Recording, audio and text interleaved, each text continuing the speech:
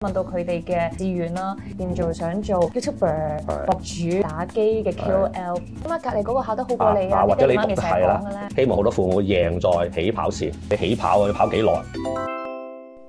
今日好開心，我哋邀請到香港教育大學嘅宗教教育與心靈教育中心總監暨課程與教學講座教授李子健教授，同我哋一齊分享下你對於教育嘅睇法嘅。早晨，拜拜。早晨，教授。好耐冇見你啊！其實我哋都識咗一段時間嘅，中間都真係有關於例如我自己嘅一啲學習向你請教過嘅。冇交流啫，交流。而今日咧，我哋就會圍繞住一啲咧學生啦、家長啦，同埋好多關心教育人士咧，都好留意嘅一啲 topic，包括就係有小朋友嘅身心靈教育，仲有而家 AI 嘅發展對於教育有咩影響啦，同埋對於我哋香港未來教育嘅發展，你有啲咩睇法嘅？我哋不如先了解一下校長你先啦。其實我哋都好想知道嘅就係你由最初學生啦，一路走到嚟今日呢一個位置啦，呢一個歷程對你有啲咩啟發咧？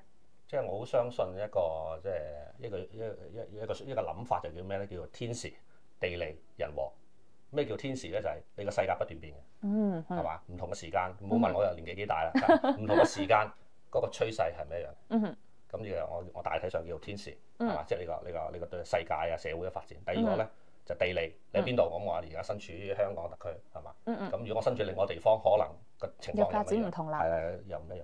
當然個人和包括自己同埋他人嘅關係，咁呢叫人和，係嘛？即係等於今日我哋都有呢個緣分。天時地利人和先喺度，大家即係永遠係唔同嘅階段，好多樣嘢今日講咧，我都係個人嘅睇法啦，同埋好多樣嘢，千祈各位觀眾咧，你唔好當我講嘅嘢係一種一個 formula，即係一個方程式，冇呢樣嘢。你問我個人，你都係點樣去利用呢個天時地利人和？問一問自己，我呢個人生應該係想點樣？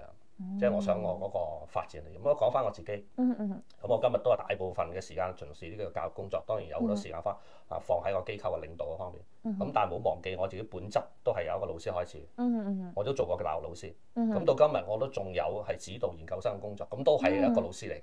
咁所以我個本質都係個老師同埋係一個學者，即係話從事一啲研究嘅工作。咁我相信咧，你隨住呢個時間咧，都會睇到一個人其實就算你從事一種工作，但係佢都會有唔同嘅角色嘅。係咪？Y Y 你都係啦，你都主持唔同嘅。都係而家呢個世代，大家都話要 slashers 啊嘛。咁教授，你之前做過中學嘅老師啦，咁可唔可以分享下有冇一啲令你印象深刻嘅學生啊？咁啊，學生嘅即係嗰個互動總會好多。學生師生之間嘅關係，正如人嘅關係一樣，我覺得好緊要就係一種信任。佢能夠超越咗你，唔係純粹係佢個班主任，唔純粹係佢嘅學科嘅老師。佢願意係啦，佢願意喺個人嗰個層面上交流。我相信你可能都有啲老師，你會同我講心事，係咪？都有㗎。係嘛？咁我諗呢個都係好珍惜嘅一個機會咧，能夠我哋叫亦師亦友啦，即係話你一方面係個老師，但係同時佢會看待你係一個朋友。咁我諗呢方面咧，我覺得係如果我作為一個老師，我就會話你最緊要就係認識自己。認識自己係啦，你自己究竟問下自己，究竟我嘅強項喺邊度咧？我自己嘅興趣喺邊度？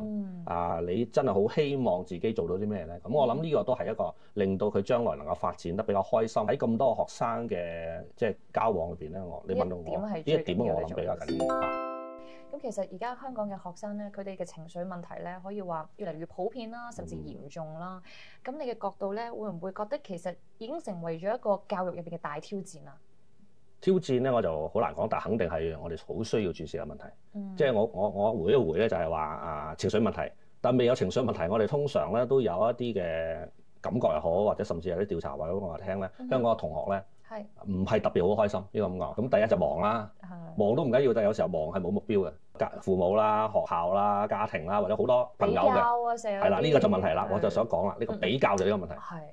我哋比較太多咧，係一定會唔開心嘅。係咪？因為人係唔同啊嘛。好多小朋友都話細個最憎最唔開心，即係等於我哋揾好多人同你 Y Y 比又冇得比噶嘛，一樣比唔到噶嘛。咁啊，只會唔開心嘅啫，係嘛？嗰個結果係唔開心嘅機會比開心嘅機會大，啱唔啱？咁所以我覺得要令到啲同學或者我哋嘅朋友開心啲，首先就自我比較就好啦。要比較，唔好去純粹喺某啲維度嘅比較，因為維度嘅比較通常講成績啦。即係點解隔離嗰個考得好過你啊？或者你讀係啦，90分都唔夠，95分都唔夠。自己比較首先就係喺個時間上嘅比較。1年之前點嘅咧，3個之前點嘅咧，甚至係1、2年之前，其實我已經進步好大。呢個可以有一種比較。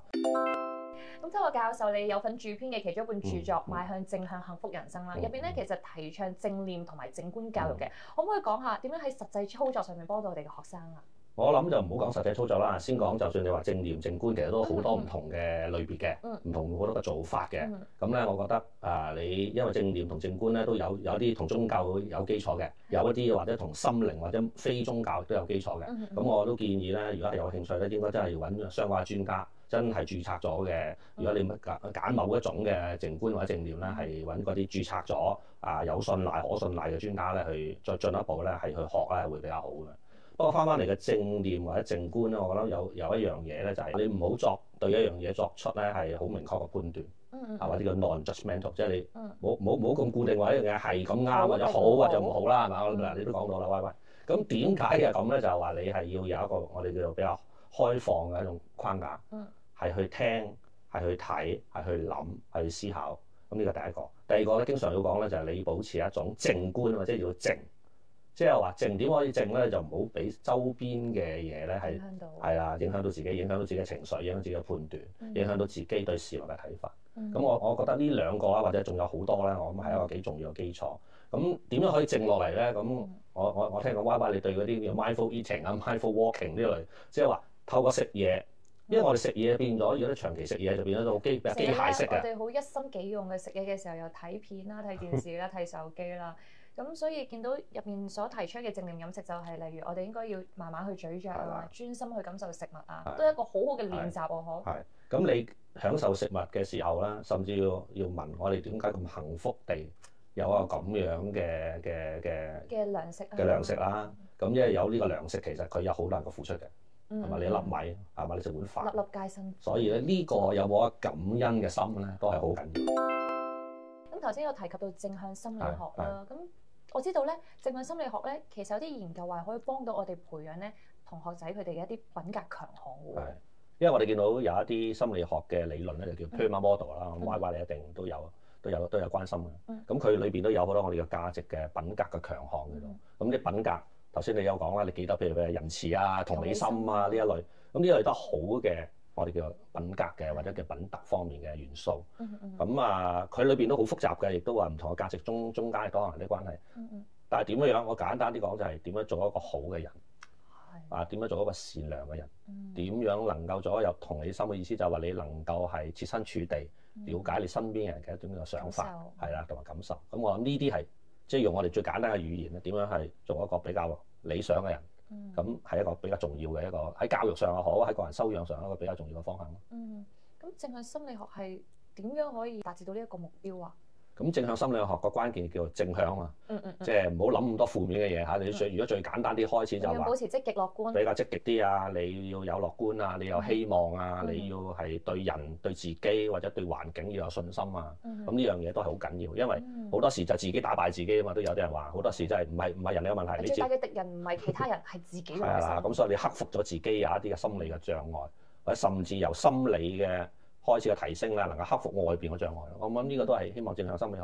即係我自己個人覺得係帶俾我哋嘅一啲嘅好重要嘅啟示啦。咁不過唔好忘記正向裏邊咧，我哋要人生唔係全部都順利嘅，我哋都要明白。一定會有逆境。咁所以我哋點樣去處理呢個逆境咧？有時候都好緊要。因為你長期正向，但係如果你突然間嚟一個比較大嘅衝擊咧，其實呢個點樣你去保持一個正向嘅心態咧？點樣能夠站起來咧？繼續站起來咧？點樣可能甚至係我哋人生又好、讀書又好，要轉換一個方式、轉換一個跑道咧？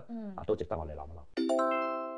咁其實我哋都知道而家嘅小朋友們啦，佢哋嘅學業壓力都幾沉重㗎，而且唔單止小朋友，佢哋嘅家長咧都好大壓力㗎。咁所以喺呢一個問題上面，身心靈教育對佢哋係有幾重要咧？嗱，頭先周邊嘅朋友提一個概念，要希望好多父母贏在起跑線。咁我唔敢講呢樣嘢咧，又唔想太過高調話一樣嘢啱或者唔啱。不過你起跑要跑幾耐？下一個問題就問。跑短跑定馬拉松咧？肯定都可能係超越馬拉松。如果你睇人生嚟講，我哋而家嘅人口嘅壽命將來我都唔使講幾多㗎啦，120歲你有啲節目都講緊120歲。長命120歲啦，而家已經講。咁所以我哋問你，如果咁長嘅長跑，你就算而家贏咗，起跑線，咁你又如何咧？咁嗱，呢個第一個問題。咁呢個同埋第二，我自己好相信睇翻好多嘅經驗咧，就話你最緊要培養自己嘅興趣，佢嘅興趣同埋個專長咧，如果能夠相輔相成啦，即係行得遠喎。你自己行得遠。作為父母，咁你最好咧都係唔好純粹係要贏喺起跑線。呢個係第一。咁第二咧就係好啦，翻嚟，我哋今日都傾話有啲細路哥唔係好開心啊，競爭好劇烈啊，或者個社會氛圍唔好，都影響緊啲心情嘅。因為大嘅心靈健康好受，大家嘅心靈都有一啲嘅壓力嘅。咁我哋要問啦，身心靈係受3部分，身體我覺得咧就健康唔健康？健康啊，有冇運動習慣啊？你有冇自己有一啲甚至係飲食啊？我都建議，甚至可能呢個建議，可能我個人嘅唔能夠代表任何機構就話，你就算坐喺度唔做任何嘢，放鬆啲都係一個好好嘅一個養生嘅方法。我就比較缺呢樣嘢啊！我首先即係我太忙，個人事忙啦。咁所以我覺得如果有呢樣嘢，對於我嚟講嘅肯定都好。咁我相信可能對好多嘅小朋友，而家俾得空間時間俾佢自己決定自己做咩，都可以值得大家去考慮一下。好啦，個心係咩？頭先講過，譬如話心理啊，正向心理啊，或者你點樣去抗疫啊，點去抗壓啊。咁靈就如果你有宗教信仰，咁啊比較清楚。冇宗教信仰，我哋就話希望人嘅一種嘅平靜。即係頭先講個 mindfulness，追求個內心。我哋叫 inner peace 啊嘛，有啲專家叫內心嘅平和嘅平靜啦。平咗落嚟，首先你冇咁多煩惱，或者至少喺短暫間，你覺得呢樣嘢又唔需要，就算遇到挫折，可能經過一啲時間，可能你都我哋叫咩船到橋頭自然直。其實而家身心靈教育咧已經越嚟越普遍啦。咁以我所知咧，其實而家已經開始有家長咧會運用身心靈教育嚟去改善佢同小朋友嘅溝通啦、親子關係嘅。咁你自己又覺得咁樣做啱唔啱咧？即係我哋又要退一步嚇，可能係海闊天空啊！退一步係咩意思？就話點解需要加強同父母同埋子女嘅溝通咧？即係溝通唔係好理想啦嚇。我推論就係好啦，點解溝通唔理想咧？都有可能有以下嘅原因嘅。